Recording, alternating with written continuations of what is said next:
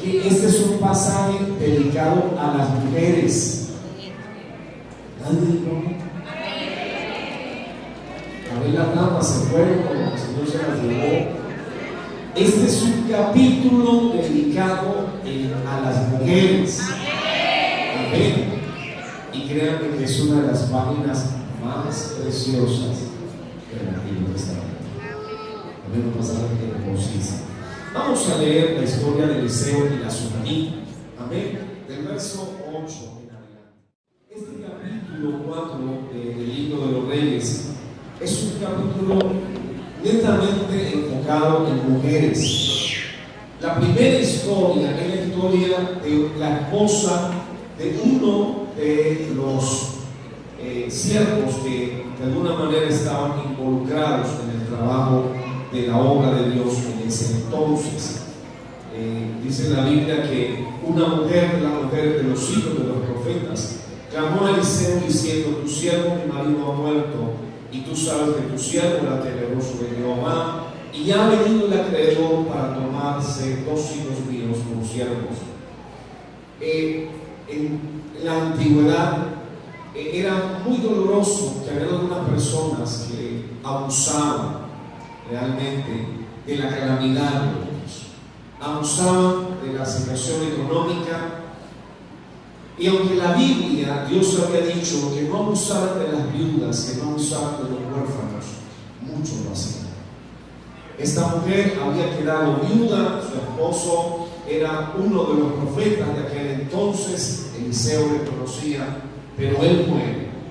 Y ella empieza a endeudarse, porque ya ella no trabaja. En la antigüedad las mujeres no tenían esa capacidad en la sociedad para realizar artes o labores y desenvolverse en la vida por sí solas. Una mujer que no tuviera un hombre que la protegiera y que la amparara quedaba completamente en la calamidad.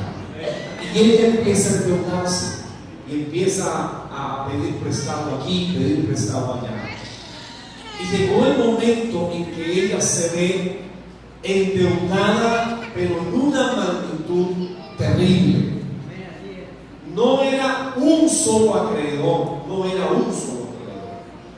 Sencillamente ese acreedor a quien ella más le debía, le quería quitar a sus hijos en pago de la deuda. Pero ella no solo le debía a ese acreedor, le debía a muchos otros acreedores. Porque al final del pasaje, cuando termina la historia, y la historia termina bonito, dice: ven y vende el aceite y paga a tus acreedores. O sea, no le debía a uno, le debía a varios. Y entonces ella llega con su angustia al varón de Dios, a Eliseo, le plantea el problema. Y hay algo que a mí me llama poderosamente la atención de las 2 historias que vamos a estudiar hoy. ¿Saben qué es?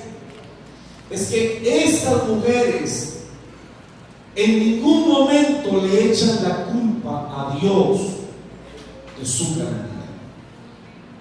En ningún momento le echan la culpa al siervo de Dios, a Eliseo, de su calamidad. Esas mujeres no están quejándose, no están amargadas. No, miren, mi marido me dedicó toda la vida al ministerio, ahora murió, yo quedé en la calle. Ellas no están hablando mal de nadie, están pidiendo una ayuda. En la primera historia uno nota algo impresionante. Ella está pidiendo una solución para solventar la deuda que se tiene con un acreedor, ¿cierto? Ella le quería pagar a ese acreedor para que ese acreedor no le quitara a sus hijos. Pero si le pagaran a ese acreedor a quien le debían, ella ¿de qué iba a vivir? ¿De qué iba a seguir viviendo? No tenía recursos, no tenía alternativas. ¿Cómo iba a volver a terminar esa mujer? Pues a volverse a endeudar más, ¿cierto? a seguir pidiendo prestado y después estaría otra vez en el mismo problema. ¿Cómo fue la ayuda de Dios? Dios le dijo a través del siervo de Dios, Eliseo, le dice: ¿qué tienes en tu casa? Y es curioso, pero Dios va a empezar a obrar a partir de lo que cada uno de nosotros tenemos. A partir de lo que cada uno de nosotros tenemos, Dios va a empezar a obrar. Y ella dice: mira, su casa ya no tiene sala. Mira, su casa ya no tiene alcoba. Mira, su casa ya no tiene comedor. Mira, su casa ya no hay cocina. Si tenían algún sistema de nevera, ya no hay. Y ella empieza a ver todo vacío, vacío, vacío, vacío, vacío, vacío. Y por ahí se acuerda que tiene un qué. Un poquito de aceite. Hay una traducción que dice, tiene literalmente una vasijita con aceite. Y Dios le dice a esa mujer a través del profeta: a partir de ahí va a empezar la bendición. A partir de ahí va a empezar la bendición. Pero ¿qué tienes que hacer? Por favor, ve y pide vasijas prestadas, no pocas. Pide suficientes vasijas. Él no le dice el número de vasijas que tiene que pedir. Él le dice: por favor, que no sean pocas. Amén. Era la instrucción. Por favor, no seas escasa. Pide todas las vasijas que puedas. Ella se agarró con sus hijos a pedir vasijas, llenó todo lo que más pudo y luego se encierra con sus hijos y empieza a derramar el aceite sobre las vasijas. De una manera milagrosa, las vasijas se van llenando, hasta que ella dice: tráiganme otra vasija, y dice: ya no hay más. Y la bendición de Dios se cerró cuando se terminó la última vasija. ¿Qué había al llenar todas esas vasijas? Había lo suficiente para que ella, uno, le pagara al acreedor que quería quitarle a sus hijos. Dos, había lo suficiente para pagarle a los otros acreedores. Y tres, había lo suficiente para vivir de lo que quería. Ella solamente había ido a pedir la solución para salvar a sus dos hijos.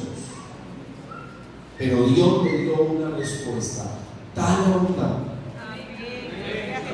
Dios le dio una bendición tan grande que la bendición no solamente suplió la deuda, sino que sirvió para pagar a todos los deudores y para que ella viviera el resto de su vida.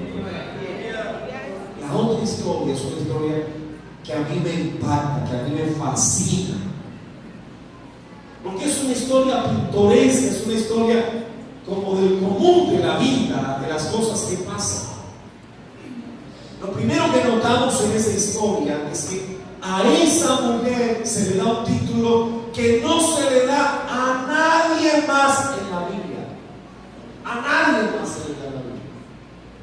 Curioso, se le da el título, aunque no sabemos su nombre. ¿Qué se dice de esa mujer? ¿Qué se dice de esa mujer? Dice: esa es una mujer importante. Es lo que se dice de ella. De ella no se habla nada más, no se dice de que cómo era, de hija de quién, de dónde, no, se dice de dónde era, así, de Sunem, que era una ciudad al norte de Israel. Pero es la única persona en toda la Biblia, yo busqué por el buscador, ¿qué otra persona se le llama importante? Solo a hija. Ahora, interesante, ¿por qué? Porque es una mujer casada con un hombre mayor, dice la Biblia. Sí. Es una mujer del pueblo de Israel, del pueblo de Dios. Es una mujer bajo el pacto de Dios. Es una mujer israelita y es una mujer de fe. Amén. Créanme, hermanos, que hay pasajes de la Biblia que a uno lo impactan, lo tocan. La Biblia dice: a los que aman a Dios, todas las cosas le ayudan. Pero eso, una cosa cosa es decirlo y otra cosa es vivirlo. Una cosa es declararlo y otra cosa es vivirlo en el instante. Tener esa confianza, tener esa convicción de que todo lo que sucede en mi vida me va a ayudar para bien. Amén. Así que esa mujer tiene una inquietud. Ella ve que por su casa pasa constantemente un varón de Dios, Eliseo. Y es una mujer sabia. ¿Sabe qué hace esa mujer? Cada vez que el varón de Dios pasa, lo invita a almorzar o lo invita a cenar cenado. El varón de Dios va, venga a mi casa. El varón de Dios, venga a mi casa, quédese, coma algo. Y lo atendía. Y ella, sin ningún interés. No vamos a pensar que es una mujer interesada o es una mujer que está tratando de buscar algo del profeta. No, de una manera desinteresada, ella lo invita y lo atiende. Ahora, curioso, un día ella dice: yo quiero hacer algo más con este siervo de Dios. Y le dice a su esposo: ¿por qué no construimos un aposento de paredes? Un aposento pequeño para que el varón de Dios, cuando llegue, se quede ahí y él duerma. Amén. Y hermanos, aquí es donde empieza la historia linda. ¿Por qué? Porque esa mujer jamás se imaginó lo que estaba haciendo al construir ese cuartito. Ella jamás pensó lo que iba a implicar en la historia de su familia ese cuartito. Ella no calculó, no dimensionó todo lo que iba a suceder en ese cuartito. Ella mandó a colocar una cama, de pronto una mesa, sí, creo que eso fue lo que colocó, una lámpara, ¿cierto? Y lo acomodó para que ahí viniera el varón de Dios. El varón de Dios siguió viniendo y un día se siente como: oiga, qué vergüenza con esta mujer. Ella me ha atendido bien, cuando yo paso por aquí nos atiende, nos da de comer, qué rico, hasta construyó este cuartico para que durmiéramos y yo no he hecho nada por ella. Así que el varón de Dios se acerca y le dice: Giesi, esta mujer tendrá alguna necesidad, tendrá alguna cosa que necesite, así que preguntémosla. ¿Qué quiere ella que yo haga por ella? ¿Quiere que hable el rey por ella? ¿O quiere que hable el general por ella? ¿Qué necesita? Y esa mujer pudo haberle dicho al varón de Dios: hable por mí al rey, dígale al rey que necesito su ayuda, que me palanquee para un puesto en el palacio. Dígale al rey que necesito que me ayude en esto o en aquello. Pero ella no le pide nada, ¿no? ¿Será que necesita algo de general? ¿Querrá que le mandemos unos soldados para que custodien, para que cuiden, para que lo guarden? No necesito nada. Ella expresa algo que me parece muy lindo, muy especial. Ella dice: yo habito en medio de mi pueblo. Ella dijo: yo no tengo problema, yo no tengo miedo de nadie. La gente del pueblo me conoce, la gente del pueblo sabe quién soy, la gente del pueblo sabe cómo me comporto. Nos conocemos entre todos. Yo estoy bien. Amén.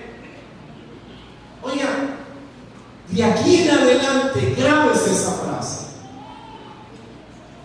Es una mujer que cada vez que le van a preguntar qué necesita, qué le pasa, ella ¿qué va a contestar? Yo estoy bien. Ella, de aquí en adelante, le van a preguntar eso muchas veces. De aquí en adelante la van a bombardear con esa pregunta. ¿Y ella qué va a contestar cada vez que se lo pregunte? Yo estoy bien. Y mírenlo, dice: no, varón de Dios, yo soy una mujer que habito en medio del pueblo, no tengo problemas. Entonces el varón de Dios dice: queda todavía con la inquietud, pero no, algo tenemos que hacer con él. Y entonces su criado Giezi le dice: Eliseo, su esposo es un anciano y no tiene hijos. Entonces Eliseo dice: aquí está la bendición para esa mujer. Así que la manda a llamar. ¿Y a dónde llega esa mujer? A la puerta del cuarto, y ahí se queda. Ahí en la puertica del cuarto, ahí se para. Ella no entra al cuarto, ella se queda en el cuartico. Y aquí el varón de Dios le dice: mujer, de aquí a un año tendrás un hijo. La mujer le dice: no se burle el varón de Dios, no diga eso. Ya ella había perdido ¿qué? Toda esperanza.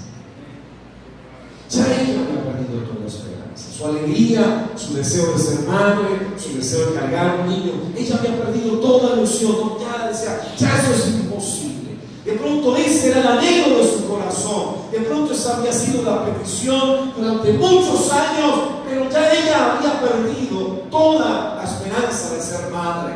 Pero había aprendido a contentarse con su situación. Había aprendido a vivir con eso. Había aprendido que tiene que ser feliz uno con lo que Dios le da. Que yo no puedo vivir la vida que Dios no me dio. Que tengo que aprender a vivir la vida que Dios me dio. Y entonces ella le dice: hermano, no te burles de mí. Pero al año estaba cargando un bebecito. Al año ya estaba todo.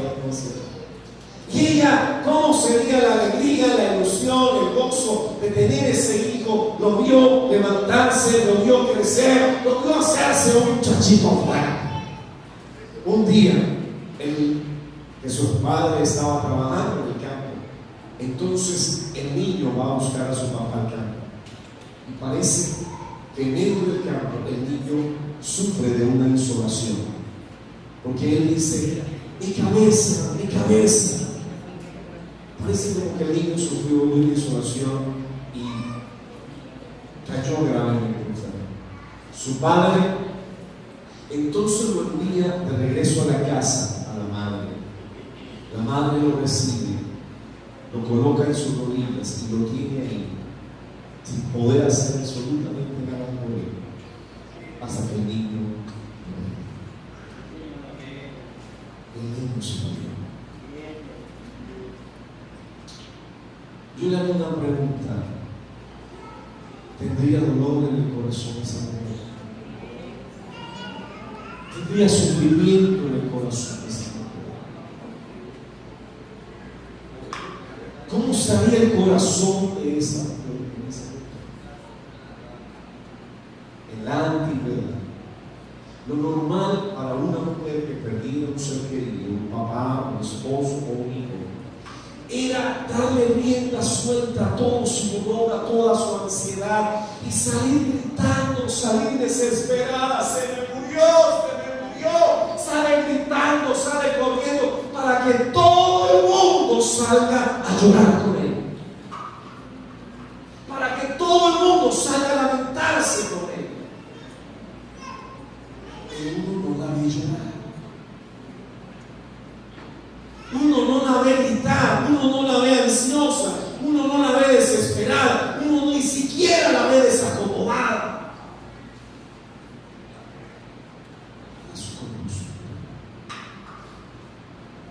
De repente toma al niño y lo lleva a donde, al cuartico que ella había hecho, y coloca al niño sobre el lecho donde dormía el siervo de Dios. Y se va a buscar a su esposo, se va a hablar con él, le dice: marido, tengo que hacer un viaje, tengo que ir a buscar al varón de Dios, préstame un siervo que me acompañe y un asna para ir allá, necesito ir allá. Y el esposo, claro, a cualquier esposo le pasaría que la esposa venga y le diga que tiene que hacer un viaje hacia las carreras. Uno dice, ¿qué le pasó? ¿Qué sucedió? ¿Qué pasó? Él se sorprende y le dice, pero no es luna nueva, no es día de reposo, ¿por qué vas a ir a hablar con el profeta? Y ella, ¿qué le contesta? Le dice, paz. Esa palabra en hebreo es shalom. Esa palabra significa todo está bien. Y todo estaba bien.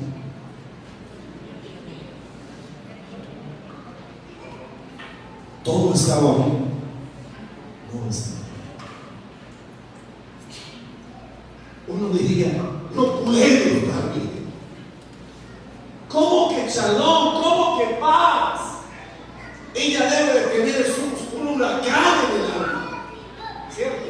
Ella debe tener un dolor en el corazón. Ella debe de tener una angustia en el alma. Pero ella, ¿qué dice? Shalom, paz.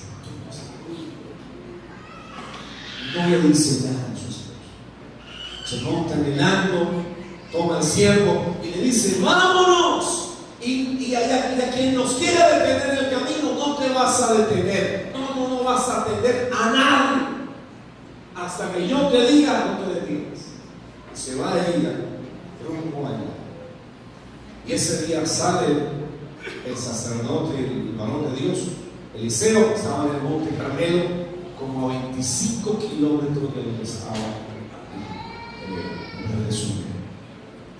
Y cuando ella la ve a la distancia, el varón de Dios siente algo en su corazón.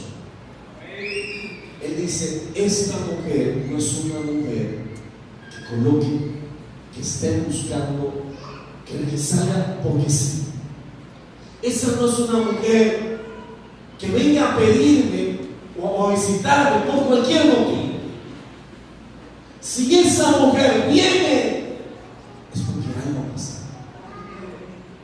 Si esa mujer se acerca, es porque algo sucedió.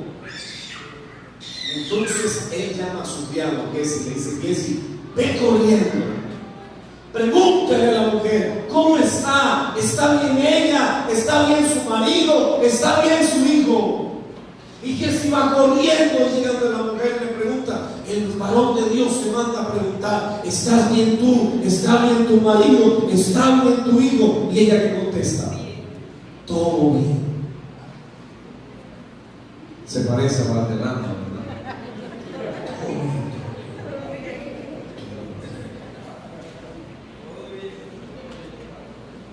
Todo estaba bien. No estaba bien. No estaba bien. Esa mujer había experimentado el dolor más grande de su vida. Pero ella que expresa, todo está bien. ¿Y saben por qué todo estaba bien?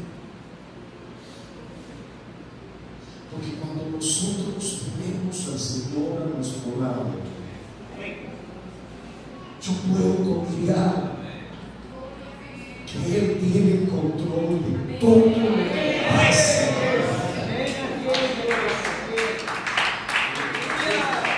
Que Él tiene el control de todo lo que pasa en mi vida.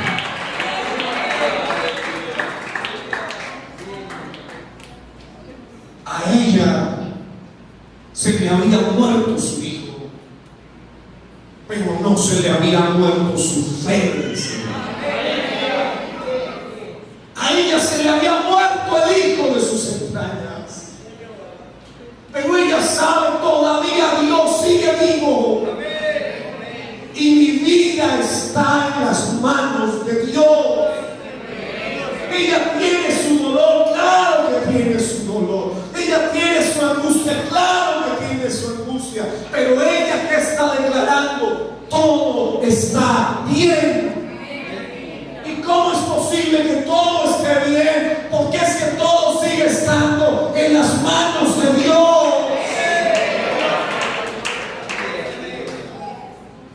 No se han salido las cosas de la mano.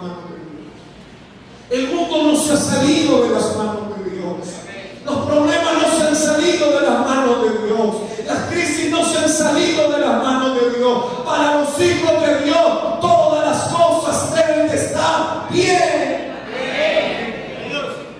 Porque seguimos estando en la mano del Señor. Mire, este ejemplo es impresionante. Esa mujer tenía una meta: yo necesito llegar hasta allá donde está el varón de Dios. Y ella sigue su camino, ella se va rumbo a su camino y llega allá hasta ese lugar, hasta donde se encontraba el varón de Dios. Y dice la Biblia, luego que llegó a donde estaba el varón de Dios en el monte, se asió de sus pies y se acercó Giezi para quitarla. Pero el varón de Dios le dijo: déjala, porque su alma está en amargura y Jehová me ha encubierto el motivo y no me lo ha revelado. O sea, cuando el varón de Dios la vio allá que venía, él supo: esa mujer le pasa algo. Cuando esa mujer se acerca es porque algo le sucede. Esa no es una mujer que ande a toda hora desesperada o angustiada. Si ella viene es porque realmente necesita algo. Señor, ¿qué le pasa? Y Dios que le dijo: nada te voy a decir. Nada te voy a decir. Pero Señor, ¿qué? No, espérate. Y la mujer va. Pero cuando llega el momento en que se ve con el varón de Dios, como toda mujer, ella no aguanta. Ya llega el momento en que explota, ¿verdad? El momento en que reacciona, el momento en que no tiene más capacidad de cerrar sus sentimientos y sus emociones. Pero delante de quién está, delante del hombre que tiene palabra de Dios. Y ella se tira a los pies y los agarra firmemente y los aferra a ella. Y ahí comienza a llorar y a descargar toda su ansiedad ahí. Y ese trata de gritar: suelto. Y le dice: entonces es cuando ella por fin abre su corazón y le dice: te pedí yo hijo a mi Señor. No dije yo que no te burlaras de mí. Entonces dijo él a Giezi: sigue tus lomos, toma mi báculo en tu mano y ve. Si alguno te encontrare, no lo saludes. Y si alguno te saludare, no le respondas. Pondrá mi báculo sobre el rostro de él. El báculo es como ese callado, pastor. Ese callado que representa. El Salmo 23 dice: tu vara y tu callado. Ese callado es una expresión de fortaleza, de esperanza. Ven y pon mi callado sobre ese muchacho. Y Giezi se va corriendo. Pone el callado allá. Se regresa: no pasó nada, no ha sucedido nada, no ha pasado nada. Entonces le dice el varón de Dios, y la madre le dijo: vive Jehová y vive tu alma, que no te dejaré. Él entonces se levantó y la siguió. Y ese había ido delante de ellos y había puesto el báculo sobre el rostro del niño, pero no tenía voz ni sentido. Y así había vuelto para encontrar a Eliseo y se lo declaró diciendo: el niño no respondió. El niño no respondió. Pero la mujer le dijo: yo no te voy a soltar. Aquí a tu lado. Y lo acompañó. Y él se fue con ella. Y llega a donde? Al cuartico que ella había mandado a construir. Ahí hacía el cuerpo de ese niño su vida muerto. El varón de Dios se encierra con ellos. Lo que que sucede allá adentro, yo no se los explico. Perdónenme, no se los explico. El varón coloca su cuerpo sobre el cuerpo del niño. El niño entra en calor, pero no reacciona. El varón se queda dando vueltas, orando, mucho rato dando vueltas ahí. Vuelve y se coloca sobre el cuerpo del niño. El niño estornuda 7 veces. No sé qué significa eso. El niño revive. ¿Por qué le digo que ese cuartico es especial? Ese cuartico es el cuartico de los milagros. Ese cuartico donde se honra a Dios. Ese cuartico donde se depende de Dios. Ese cuartico donde Dios habla, donde Dios responde. Es el cuartico donde yo voy a esperar la misericordia de Dios. Hace unos días atrás, en una reunión de esposos, vimos un video que se llamaba Cuarto de Oración. Un cuartico de encuentro con Dios, un cuartico donde yo voy a tener un lugar para Dios, para honrar a Dios, para buscar a Dios. Esa mujer jamás pensó, jamás sabía que ese cuartico sería el cuarto de su milagro. Ahí se le dio la promesa de tener un hijo y ahí se lo devolvió otra vez Dios años después.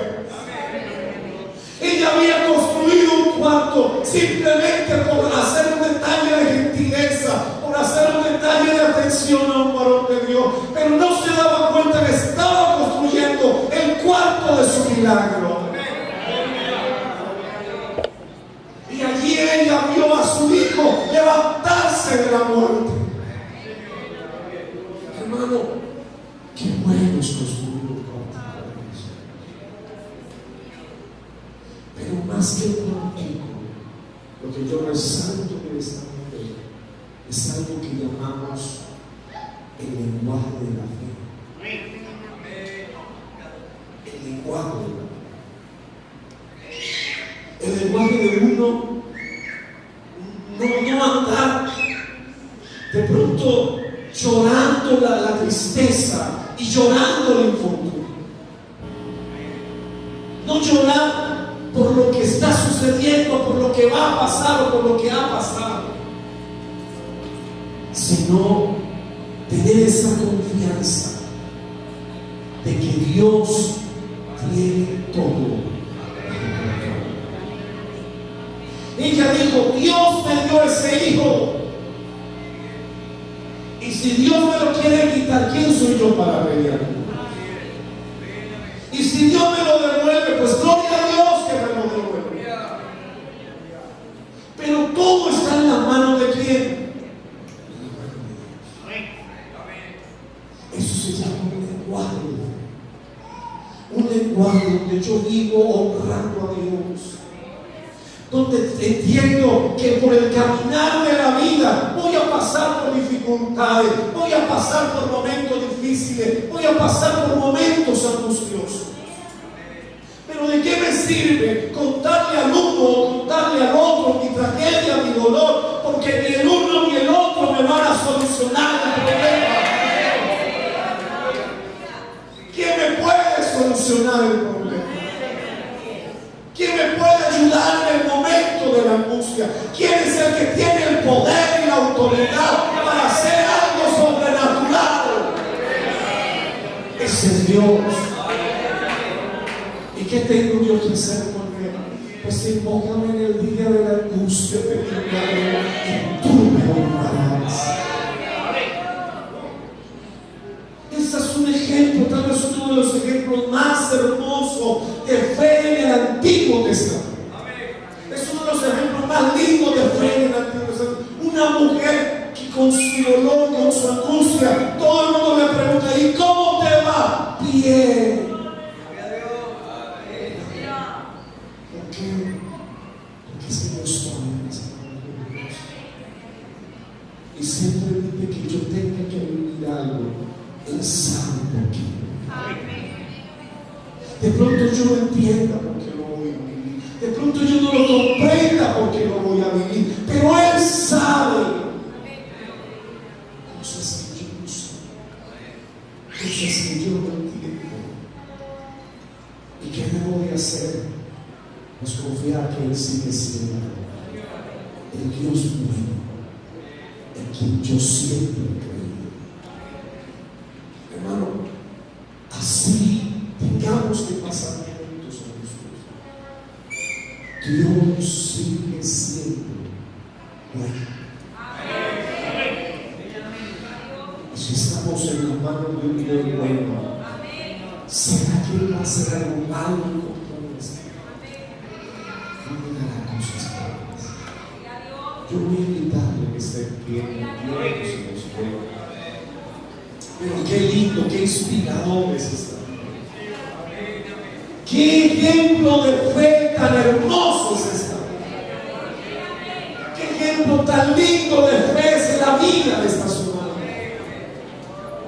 Con razón la Biblia la llama una mujer importante.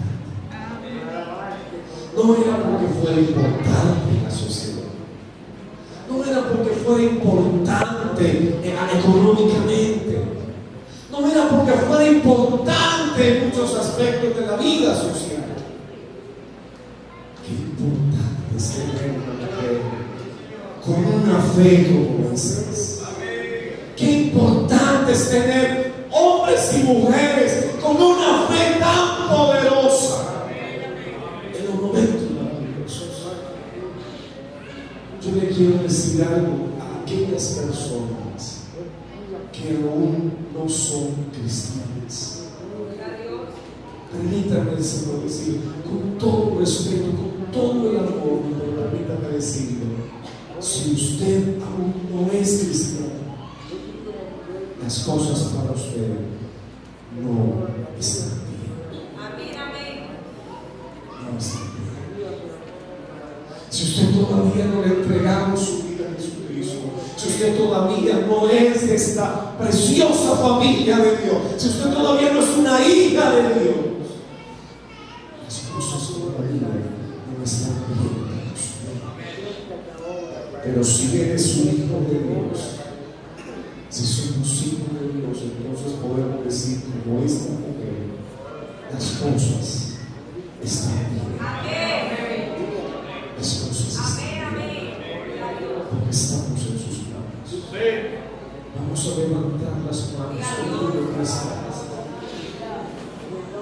Ahí donde tú estás, levanta las manos. Ahí donde te encuentras, levanta las manos. Y yo sé que hay hermanos que están pasando por situaciones duras. Y sé que hay hermanos que están pasando por situaciones calamitosas. Y sé que hay hermanos que tienen el corazón roto, hecho pedazos.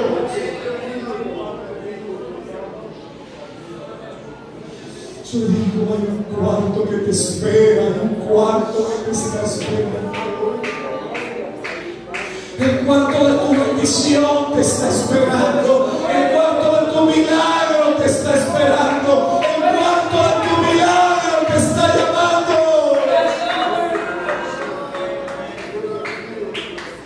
Hay un cuarto donde debes de llevar a tus calamidades. Hay un cuarto donde debes de llevar tu tragedia. Hay un cuarto donde debes de llevar tu dolor.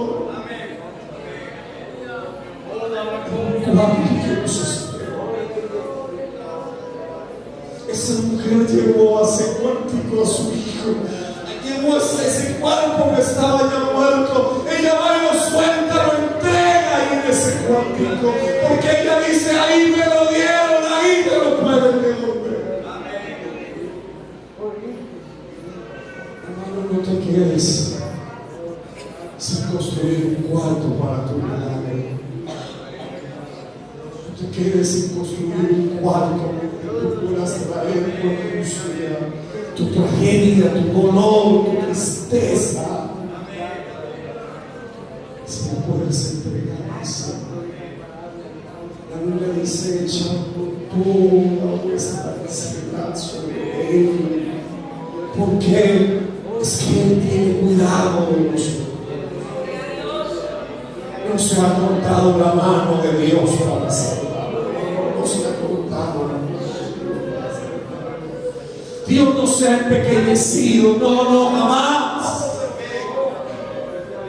Él sigue teniendo todo el poder, todo el